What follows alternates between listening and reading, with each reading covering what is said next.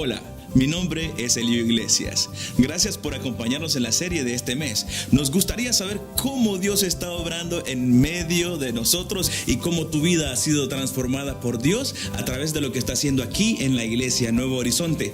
Comparte tu historia con nosotros en mihistoria@nhwoodstock.tv. Gracias y que disfrutes el siguiente mensaje. Estamos en estos 4 estudios donde estamos enfatizando lo que el Señor Jesucristo le pide a su iglesia. Recuerde, toda autoridad me es dada en el cielo y en la tierra, por tanto vayan y hagan discípulos de todas las naciones. Enséñenles, bautícenlos, y aquí yo estoy con ustedes todos los días hasta el fin del mundo. Entonces nosotros queremos cumplir lo que el Señor Jesucristo ha pedido a la iglesia, y queremos siempre estar buscando y traer uno más para Cristo. Y el desafío es para que cada uno de nosotros cada domingo estemos buscando a quién puedo invitar, a quién puedo traer, a quién le puedo presentar el evangelio. Y hoy vamos a ver un tema que está impresionante. Y le voy a decir por qué es impresionante. Porque la primera vez que lo leí, me volteó de cabeza. Usted dice, ¿qué? Me volteó de cabeza lo que leí en Hechos capítulo 17. El apóstol Pablo y Bernabé están predicando, Pablo y Silas están predicando el evangelio y llegan a la ciudad de Filipo, y de ahí los corren, ¿verdad? Y entonces llegan a la ciudad de Tesalónica. Y en la ciudad de Tesalónica, cuando llegan y comienzan a predicar el evangelio, los oficiales de la ciudad vienen y se reúnen y dicen algo impresionante. Hechos capítulo 17, verso 6. Puede anotarlo ahí, léalo porque es impactante. Hechos capítulo 17, cuando Pablo y Silas llegan a la ciudad de Tesalónica a anunciar el evangelio, la gente de la ciudad vienen y dicen: estos que han trastornado el mundo entero han llegado también aquí.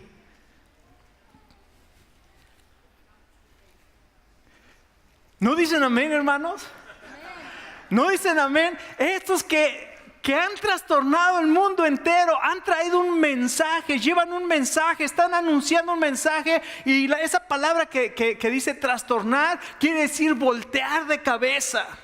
Voltearon de cabeza al mundo, trastornaron el mundo. Estos hombres y mujeres que estaban, porque recuerde, uno piensa a veces solamente en Pablo y Bernabé, pero recuerde, en Filipos estaba Lidia. Estaban hombres y mujeres que estaban trastornando el mundo entero con el mensaje del evangelio. Ahora escuche, esta ciudad de Tesalónica era una ciudad que estaba completamente, ahí va una palabra que a lo mejor usted dice, ¿a poco así se dice? Sí, así se dice, corrompida. No se dice corrupta, no, se dice corrompida. Era una ciudad donde existía inmoralidad, donde había corrupción moral, había corrupción, de todo tipo de corrupción. Y yo sé que usted y yo conocemos lugares, ciudades donde hay todo tipo de corrupción. Yo nunca he ido a Las Vegas, y digo, la verdad no me interesa ir a Las Vegas, porque le llaman The Sin City, o sea, la ciudad del pecado. Y lo que se queda en Las Vegas, dicen lo que se hace en Las Vegas se queda en Las Vegas. Déjeme decirle, no es verdad. Lo que usted hace en Las Vegas queda registrado en un libro que después va a ser abierto, dice Apocalipsis capítulo 22, y de ahí se va a leer todo lo que usted hace. Todo lo que nosotros hacemos está registrado, así es que no hay nada de que se pueda escapar. El Señor Jesucristo dijo que no hay nada escondido, antes bien todas las cosas están abiertas ante aquel a quien hemos de dar cuentas. Entonces esta ciudad estaba llena de corrupción, llena de inmoralidad, y Pablo y Silas llegan anunciando al Señor Jesucristo, lo que Él hizo en la cruz del Calvario, y trastornaron el mundo. Y dice la palabra de Dios que muchos creyeron en el mensaje que predicaban. Así es que Pablo y Timoteo hacen algo, y Silas, con la predicación del evangelio, con ese mensaje que usted y yo tenemos, que no ha cambiado en 2000 años. Es el mismo mensaje, es el mismo espíritu, es el mismo poder, es el mismo Señor Jesucristo, es el mismo Dios y Padre que está en usted y que le ha dado este mensaje para que cuando usted predique este mensaje, la gente pueda creer y pueda ser transformada para la gloria de Dios. Ahora escuche, Acompáñenme a Primera de Tesalonicenses, capítulo 1. Ya vimos Hechos 17:6. Estos que han trastornado el mundo entero han llegado también acá. ¿A usted le gustaría ser un trastornador? ¿Qué tal? Vamos a voltear el mundo de cabeza. Vamos a empezar por Woodstock. ¿Qué les parece? Vamos a voltear a Woodstock de cabeza.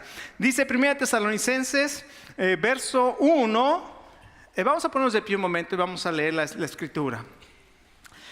Verso 1, Pablo, Silvano y Timoteo a la iglesia de los tesalonicenses, en Dios Padre y en el Señor Jesucristo. Gracia y paz sean a vosotros de Dios nuestro Padre y del Señor Jesucristo.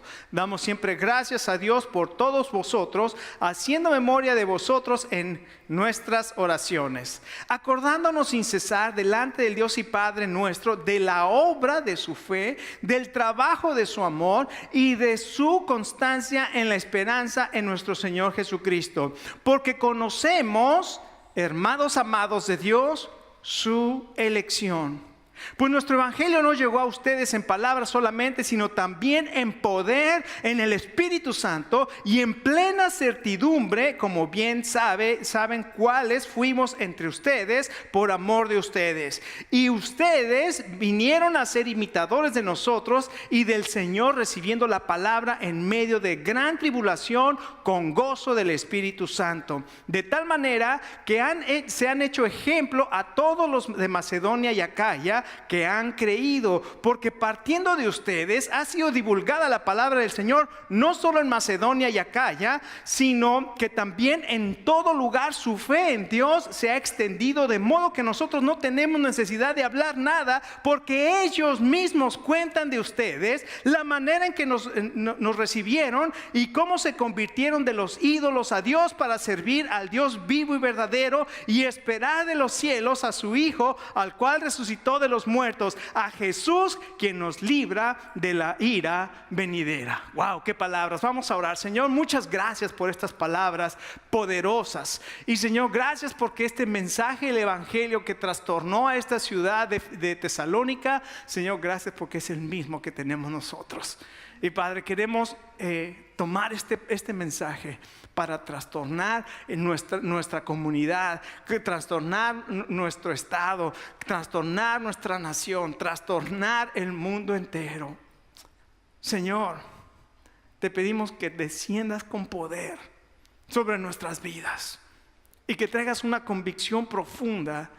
Y Señor, como decía tu iglesia, y extiendas tu mano, nos des valor para hablar con poder tu palabra, mientras tú extiendes tu mano para hacer obras poderosas en medio de tu iglesia. Lo pedimos, Señor, en el nombre de tu Hijo Jesucristo. Amén y amén. Vamos a ver lo que tome asiento. Vamos a ver lo que este pasaje nos enseña acerca de lo que Dios está haciendo. En primer lugar, aquí la palabra de Dios nos dice que esta ciudad de Tesalónica fue trastornada por el evangelio del Señor Jesucristo. Ahora, déjeme decirle que Pablo les está escribiendo tan solo unos meses después de que fue y predicó. Esta carta fue escrita desde Corinto. O sea que si usted recorre la vida del apóstol Pablo, sabe que llegó a Filipo, de ahí se pasó a Tesalónica, de Tesalónica pasó a Corinto y de ahí pasó a Atenas, pero desde Corinto, o sea, acababa de pasar por Tesalónica y tuvo que salir ahí por persecución de los judíos, pero cuando llega a Corinto les escribe la primera carta a los tesalonicenses. Habían pasado unos meses y ya la fe de estos tesalonicenses se había divulgado por todas partes. La gente se había dado cuenta de cómo el evangelio del Señor Jesucristo había impactado a esta ciudad. Y vamos a ver lo que Pablo les escribe tan solo unos meses después. Ya sabemos que la ciudad fue trastornada. Esta ciudad estaba destruida por los vicios. por el alcohol, por las drogas, por los placeres, por todas estas cosas, placeres pervertidos, el sexo, el homosexualismo, el sexo fuera del matrimonio, ¿verdad? El homosexualismo, el egoísmo, la soberbia, todas estas cosas que nosotros en la actualidad vemos alrededor de nosotros. Ahora escuche, yo no soy mejor que nadie. Yo no soy mejor que ninguna persona. La diferencia es que Dios tuvo misericordia de mí como Dios tiene misericordia de cualquier persona. Hermanos, yo no soy digno de la misericordia de Dios. Él quiso revelar a su Hijo en mí. Dios quiso revelar a su Hijo en cada uno de los que creen. No porque seamos mejores, y no quiere decir que ahora porque yo soy perdonado, yo ya no voy a las fiestas, yo ya no tomo cerveza, yo ya no hago esto, entonces soy mejor que los demás. No somos mejor que nadie. Somos igualmente indignos de la misericordia de Dios, pero Él nos ha perdonado. Y la gloria es únicamente para Él. Escuche, estamos viviendo en una sociedad donde el 75% de los matrimonios están fracasados. 65% están separados. Y los que viven juntos, ¿verdad? Muchos matrimonios viven como si estuvieran divorciados en la misma casa, pero no se hablan, no hay relación entre ellos. O sea, solamente son apariencias y vivimos vidas terribles. ¿Cómo no quiero yo buscar un lugar de refugio? Desgraciadamente, en lugar de buscar un lugar, una salida para el vacío, para el dolor que tengo en mi corazón, busco la salida. Pues me voy al baile, al fin que va a venir la banda El Recodo, pues vámonos al baile, ¿verdad? Yo no sé bailar. Anyways, y entonces empezamos a buscar, ¿verdad? Compadre, pues échate una y otra y dos y tres, y entonces la borrachera. Pero escuche, se acaba el baile y usted sigue igual de vacío. Se acaba la borrachera y en la cruda ahora le duele la cabeza y además está vacío. Las drogas lo están hundiendo y separando de su familia, le están haciendo robar a los que más ama. Y todo esto está pasando en nuestra sociedad, y Dios nos ha dejado a nosotros un mensaje poderoso que puede transformar y perdonar y hacer a una persona nueva. Y Dios nos ha encargado a nosotros este mensaje. ¿Cómo puede usted ser un seguidor de Jesucristo que trastorna al mundo y que alcanza a uno más para Cristo? Fíjense lo que pasa. Los versos 1 al 4, aquí vamos a ver otra vez, ya sabe que yo siempre soy predicador de 3 puntos, dicen, ¿no? Vamos a ver 3 aspectos de cómo alcanzar a la gente para Cristo y uno más para Cristo, y cómo ser un seguidor que trastorna el mundo. Primero, los versos 1 al 4 nos dicen que estas personas estaban entusiasmados por el Evangelio. Estaban entusiasmados por el Evangelio. Escuche, lo que estas personas experimentaron fue algo maravilloso. Porque Pablo, cuando llega a Tesalónica, les comienza a enseñar por las Escrituras que Jesús es el Cristo. Y la gente dice aquí la palabra de Dios que muchos creyeron, y de los griegos una gran cantidad y muchas mujeres nobles, es decir, ricas. Déjenme preguntarles, ¿cuántos de aquí han creído en el Evangelio? ¿Cuántos han creído en el mensaje del Evangelio? A ver, levante su mano, los que han creído en el mensaje del Evangelio. Fíjense cuántos somos aquí que hemos creído el mensaje del Evangelio. Ahora, ¿cuántos están entusiasmados y animados y tienen pasión por ese mensaje que han recibido? Ah, caray. Como que se da cuenta, esta gente no nada más recibió el mensaje, sino estaba entusiasmados, aún en medio de las pruebas que estaban pasando. Pablo les dice, ustedes recibieron el mensaje en medio de gran tribulación. No crea que era fácil, era difícil. Estaban padeciendo dolor y tribulación, y sin embargo ellos creyeron. Y dice aquí en el verso 3 que ellos mostraban ese entusiasmo que tenían. ¿Cómo mostraban? ¿Se acuerdan que vimos que hay una gran diferencia entre decir yo creo y mostrar que yo creo? Ahí lo mostraban. ¿Cómo lo mostraban? haciendo obras de fe. Esta gente tenía una clase de fe, pero una clase de fe bíblica, no una clase de fe que ahora los merolicos... No debería decir eso, pero bueno, ya lo dije. Pero muchas veces hay predicadores, hay gente que anuncia una clase de fe que no es bíblica. Esa clase de fe no es una fe que está basada en la palabra de Dios. Ese estilo de fe o esa clase de fe es una fe que nace de mi buena voluntad, de mis anhelos del alma, de mis deseos. Y yo comienzo a decir cosas que Dios no dijo, pero que yo las estoy diciendo porque a mí me gustaría que eso pasara. Jeremías 23, Ezequiel 13, todos estos pasajes de la palabra de Dios denuncian a los falsos maestros, a los falsos profetas que van y dicen cosas diciendo Dios me dijo cuando yo no les hablé palabra. Y ahí se ponen, ¿verdad? Poniendo videos en YouTube. Yo declaro, a mí el Señor me dijo que Irma se va a quedar allá en el mar. Y ahora Irma ya ha visto sus destrozos en Florida y ¿Dios le dijo o no le dijo? Estos hermanos de Tesalónica tenían una fe bíblica. Una fe bíblica está basada en la palabra de Dios. Lo que Dios dice, usted lo cree. Así de simple. No tienen que inventar, siempre tienen que venir aquí a la palabra de Dios. Y si Dios lo dice, eso es lo que puedo yo creer. Y no solamente esto, estos hermanos buscaban alimentarse de la palabra de Dios. El apóstol Pedro dice que un creyente, sobre todo un nuevo creyente, por eso tenemos la clase de nuevos pasos.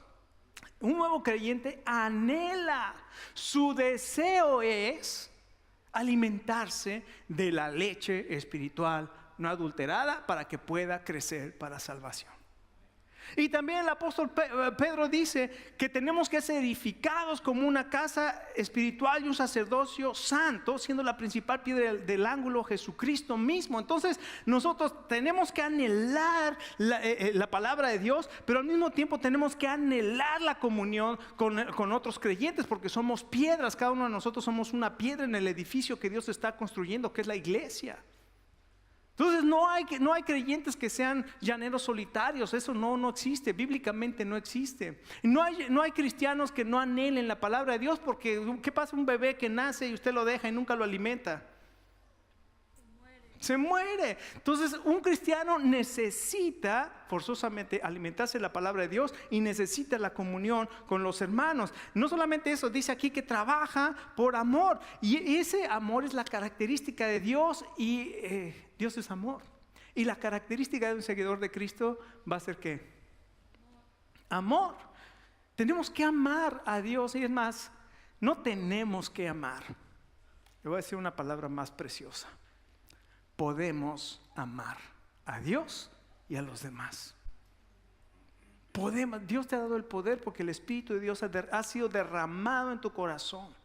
Porque dice Romanos capítulo 5 verso 8, porque el amor de Dios ha sido derramado en nuestros corazones por el Espíritu Santo que nos fue dado. Quiere decir que usted y yo podemos amar. Podemos amar a ese que nos tira la basura en nuestra casa, el que se estaciona enfrente de tu driveway. Lo puedes amar. Puedes amar a esa vecina chismosa que todo el tiempo se está asomando por la ventana a ver qué estás haciendo. Puedes amar a esa persona en el trabajo que nada más está hablando mal de ti. Puedes hacerlo. Pero tienes que elegir.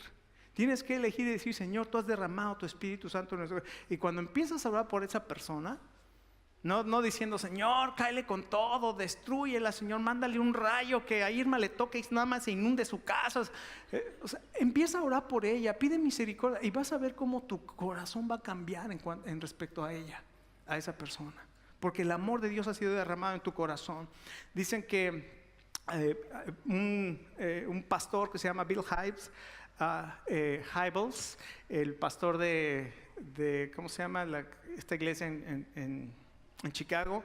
Bueno, no me acuerdo de la iglesia, pero escribió un libro que se llama Conviértase en un cristiano contagioso. Y ahí cuenta una historia de un hombre que le dijo al pastor, a mí no me gusta venir a la iglesia en Semana Santa. Dijo, ¿y por qué? Dice, porque ese día viene mucha gente que jamás viene a la iglesia y nada más ocupa los lugares en el estacionamiento y llena nuestros asientos en el santuario.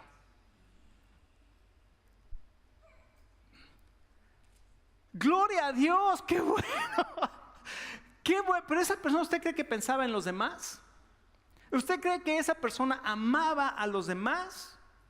¿A quién amaba esa persona? A él mismo. Me incomoda que llego y no hay lugar. Me incomoda que llego y no hay lugar donde sentarme. Hermanos, ojalá tenemos que llenar ese espacio con sillas y llenarlo con personas. Y si me toca quedarme parado, y si nos toca quedarnos parados allá atrás, gloria a Dios, porque estamos cumpliendo lo que el Señor quiere. Y eso es lo que muestra el amor a otras personas. Y dice en el verso 3, ser constante en la esperanza. Estos hermanos, porque ahí el verso 10 dice que estaban esperando al Señor Jesucristo. Y obviamente en el capítulo 4, Pablo habla más acerca del regreso al Señor Jesucristo, ¿no? Pero ellos tenían esa esperanza. Y esa esperanza quiere decir que mañana va a ser mejor. Usted está padeciendo en este momento. Muchos de nosotros padecemos. Somos personas de carne y hueso. Ser cristiano no quiere decir que estoy exento de problemas. El Señor Jesucristo dijo: en el mundo van a tener aflicción, pero confíen, porque yo he vencido al mundo. Quiere decir que de vez en cuando vamos a padecer aflicción. Y en medio de esa aflicción tenemos que venir a Dios y decir: Señor, no me gusta lo que estoy pasando. Esta mañana hablaba con el hermano Guillermo Paz y le preguntaba cómo seguía su rodilla. Me decía: hermano, esta rodilla yo no sé. Y le dije: bueno, pues a lo mejor hay que echarle aceite, como es biónica, ¿verdad? Pero está padeciendo con su rodilla. Y le dije: mire, hermano, todos nosotros obviamente padecemos, ¿no? De una u otra forma. Y el apóstol Pablo nos da una enseñanza maravillosa. Dice: 3 veces yo he rogado a Dios que me quite un aguijón en la carne que constantemente me abofetea. ¿Cuál era ese aguijón? A lo mejor una rodilla que le dolía. A lo mejor era que le daba IBS, ¿no? Ese síndrome del ¿cómo se llama? Del intestino irritable, y a cada rato le daba diarrea. ¿Yo qué voy a saber? O le padecía migrañas. Otros decían que padecía de ojos. Otros decían que padecía de la fiebre amarilla y de qué tanta cosa que bueno, qué bueno que no nos dice la Biblia, porque usted se puede identificar con Pablo en su aflicción. Y dice: y 3 veces le he rogado a Dios que me quite eso, y Dios me ha dicho: bástate mi gracia, porque mi poder se perfecciona en tu debilidad. Y dice el apóstol: por lo tanto me voy a gloriar más en mi debilidad, para que repose sobre mí el poder de Cristo. Hermano, cuando usted está pasando por circunstancias difíciles, recuerde, es el poder de Cristo. Es el poder de Cristo. Yo sé que hay hermanos aquí, hermanas aquí, que están padeciendo circunstancias difíciles y que han soportado por la esperanza. Están soportando porque el poder de Dios está reposando sobre ellos. Claro, si me dan a escoger, yo digo: Señor, líbrame.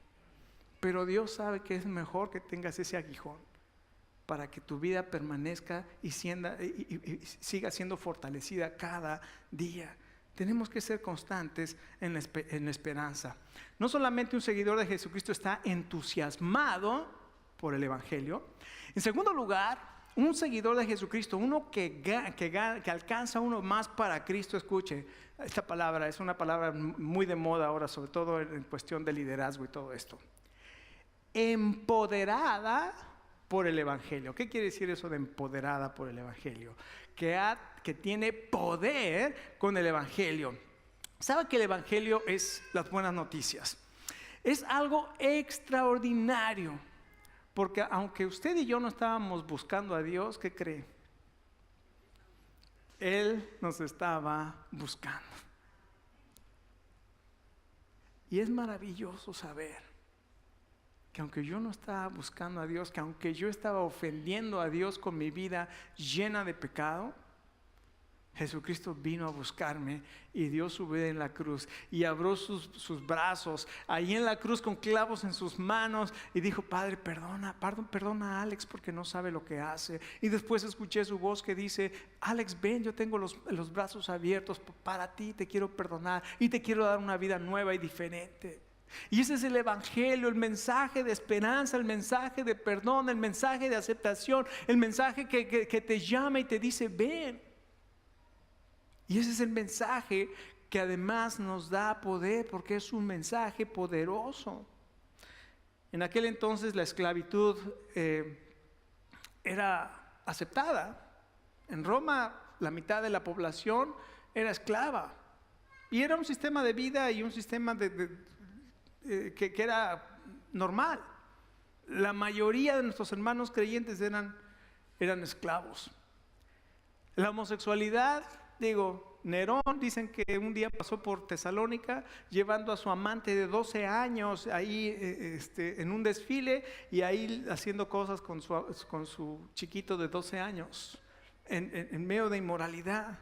La promiscuidad sexual era la regla, la prostitución, todas las formas de inmoralidad estaban presentes. La vida humana en aquel entonces no era considerada de valor, o sea, por eso estaban los gladiadores y se mataban. Escuche, ¿no le suena esto a nuestra actualidad?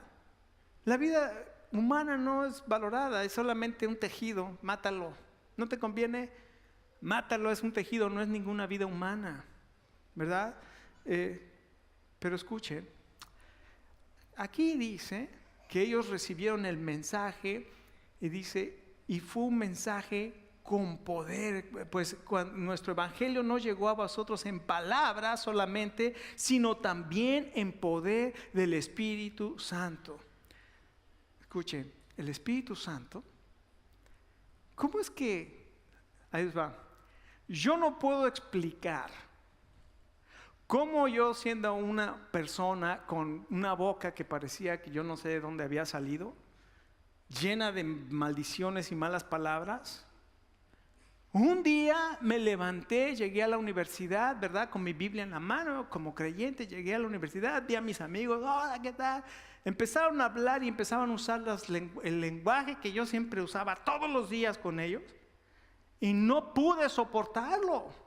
Me tuve que ir de ahí porque mis oídos sentía que me los taladraban solamente con escuchar esas palabras. Y yo decía, no, ¿cómo puede ser? Bueno, el Señor decidió quitármelo de un día a otro. Otros pecados he tenido que luchar todos con ellos, ¿verdad? Pero eso yo no lo puedo explicar. ¿Cómo es que sucedió? ¿Cómo es que sucedió que de un día a mí me interesaba, me encantaba la cerveza y la bebida, irme a comer pizzas y a echarme las cervezas y llegar a mi casa todo, ¿verdad? Y de repente un día no me llamaba la atención ir a todas esas cosas y le decía a mis amigos, va a haber un estudio bíblico, vamos. Sí, a las 4 semanas me quedé sin amigos, ¿verdad? Porque el mensaje del Evangelio es poderoso para transformar, es un mensaje poderoso, es un mensaje que transforma. Y estas personas en Tesalónica, de vivir una vida en una sociedad completamente corrupta e inmoral, dice aquí, ustedes llegaron a ser imitadores de nosotros. Y ya ni siquiera tenemos que decirle a nadie, porque todo mundo a donde llegamos nos dice cómo ustedes se convirtieron de servir a los ídolos a servir a un Dios vivo. Qué impresionante lo que estaba pasando en Tesalónica.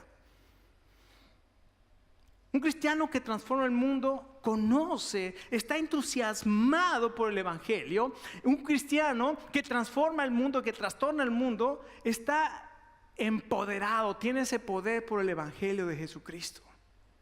Y finalmente, un seguidor de Jesucristo que trastorna el mundo y alcanza a uno para Cristo, está avivado por el Evangelio.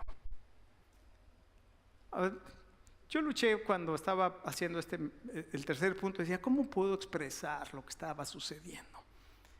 Porque si todo el mundo sabía lo que estaba pasando, no solamente en Macedonia, donde ellos vivían, en la región de Macedonia, que ahora es Grecia, bueno, también es Macedonia, ¿verdad?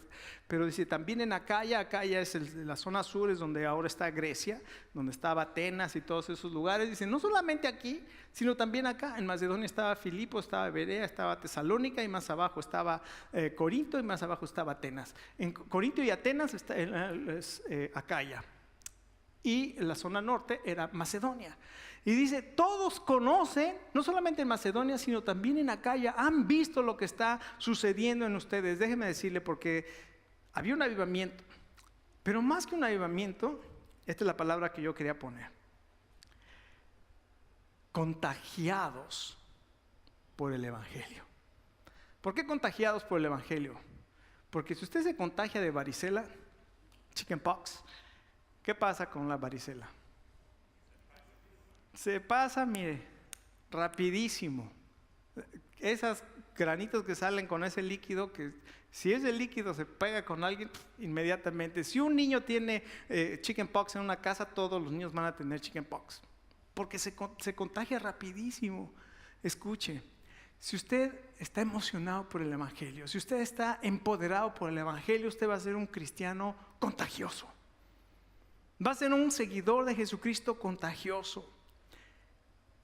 Y cuando usted tiene una forma de vivir, yo no estoy hablando de religiosidad, estoy hablando de autenticidad. Un cristiano auténtico, usted va a contagiar a las demás personas.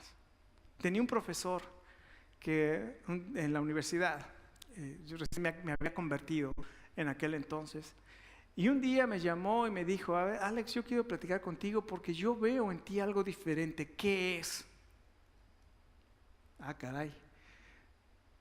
Pues digo, no era la moda, no eran los pantalones, ¿verdad? Ni la camisa, ni los zapatos, ¿verdad? Porque me vestía igual que todos.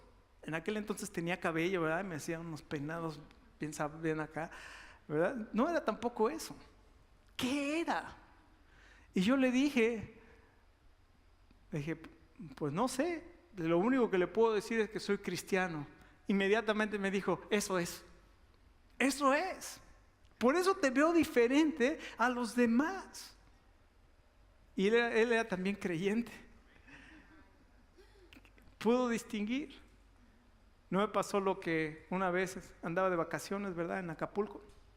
Y me perdí y dije: ¿y ahora cómo regreso? Entonces dije: aquí me voy a regresar, si no me voy a seguir perdiendo. Entonces me regresé ahí en la costera. Había un discote ahí que decía no regresar, y ahí estaba el policía. Entonces cuando me doy la vuelta y se acerca sus documentos, saco mi licencia, me dice: ¿viene aquí de turista, verdad? Le dije: sí. No, pues esto que acaba de hacer, va a tener que pasar todo el día allá en la delegación para arreglar esta situación. Yo no le recomiendo que vaya allá, va a perder mucho tiempo. Y usted ya sabe lo que está diciendo, ¿verdad? Y yo: no, pues discúlpeme, mira, la verdad está perdido, estoy perdido. Entonces dije: me voy a seguir, me voy a perder más y me sigo. Entonces cuando me doy la vuelta veo ahí el disco, o sea, fue algo que, o sea, discúlpeme. No, pues es que no se puede así, señor. Tiene que ir a pasar allá todo el día en la delegación y pagar su infracción. Y dije: bueno, pues si eso es lo que tengo que hacer, pues eso tengo que hacer. Entonces se iba para levantarme la infracción y ve mi carro y trae un pescadito. ¿Usted sabe lo que es un pescadito en el carro? Se regresa y me dice: ¿usted es cristiano? Le digo: sí. Y me dice: yo también. Y le digo: bueno, pues le puedo dar una ofrenda de amor y que ahí muera todo. Eso fue un chiste.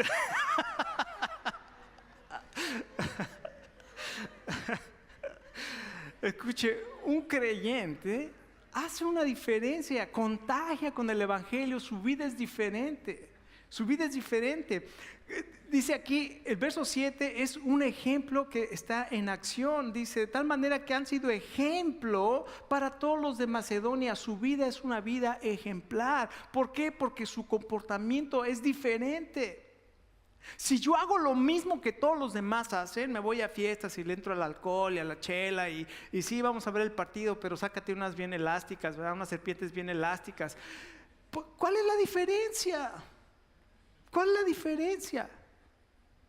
¿No? No solamente con su ejemplo en acción, con su ejemplo en palabra. Su forma de hablar, el mensaje que transmitían era distinto, era diferente. No era el mismo hablar con palabras que no suenan bien, ¿verdad? Era un lenguaje diferente que la gente se daba cuenta que estaban... ¿Se acuerdan de Pedro? Tu forma de hablar te delata de que andabas con Jesús. Sí, gloria a Dios, qué bueno que mi forma de hablar me delate que yo ando con Jesús. Y no solamente eso, en el verso 10 tenían la esperanza, una esperanza bienaventurada. Escuche. Ellos estaban padeciendo persecución. Usted lee el capítulo 17, cómo los líderes en Tesalónica sufrieron, perdieron sus casas, a unos les quitaron, a unos los golpearon, a unos los pusieron en la cárcel. Pero lo que los mantenía era que sabían que Jesucristo iba a regresar pronto por ellos. Por eso le escriben a Pablo y le dicen: Pablo, hay algunos que dicen que ya Jesucristo vino. Y Pablo les dice: espérense. No ha regresado el Señor Jesucristo porque no va a regresar, y les escribe todo lo que le escribe en la segunda Tesalonicenses. Pero en primera Tesalonicenses les habla de que el Señor Jesucristo iba a regresar y que de pronto, en un abrir y cerrar de ojos, íbamos a ser llevados al cielo. Escuche, yo no sé cuándo Jesucristo va a regresar. Me estaban diciendo que el 23, próximo domingo, se va a cumplir la profecía de no sé qué, y veremos. ¿No? Ahora déjeme decirle una cosa. El Señor Jesucristo dijo: el día y la hora nadie la sabe. Entonces, si yo digo que el 23 de septiembre se va a cumplir, ¿qué estoy haciendo? Mintiendo. Porque el día y la hora nadie la sabe. Entonces nadie le puede poner ni día ni hora. ¿No? Que ya cuando dicen que el 23 de septiembre, yo nada más, si fuera Dios, le cambiaba la fecha, va a ser el 24 nada más. ¿No? Pero como yo no soy Dios, pero sí conozco lo que la palabra de Dios dice, yo estoy seguro que el 23 no va a pasar absolutamente nada. Ahora, mi nieto, tiene 6 años, y le dijo a mi hija, en uno de estos días en la mañana, me dice: mamá, va a venir un gran salami. Le dijo: ¿salami? Dice: no, tsunami. Dice: no, va a venir un gran salami. Dice: pues si es salami yo quiero, ¿no? Y como 3 días después hubo un terremoto en la Ciudad de México y sonaron las alarmas del tsunami. Claro, no llegó ningún tsunami, pero qué curioso. Aquí hay gente que dice que sabe y que pone fechas, y que va a ser el 19 de septiembre, que va a ser el 22 de mayo, que va a ser... Y todos los que han puesto fechas, nada pasa. Zero, nada. ¿Por qué? Porque la Biblia dice claramente: el día y la hora nadie la sabe. Pero esta tarde, yo quiero que el Espíritu de Dios toque tu corazón, y le pido al Señor que en su misericordia, en su amor, de acuerdo a su propósito, toque nuestros corazones, para que la iglesia Nuevo Horizonte en Woodstock sea una iglesia de seguidores de Cristo, entusiasmados por el Evangelio. ¿Está entusiasmado por el Evangelio? Amén. ¿Está empoderado por el Evangelio? Amén. ¿Es contagioso por el Evangelio? Amén. Queremos ser esa iglesia. Queremos ser lo que el Señor Jesucristo nos ha llamado a ser.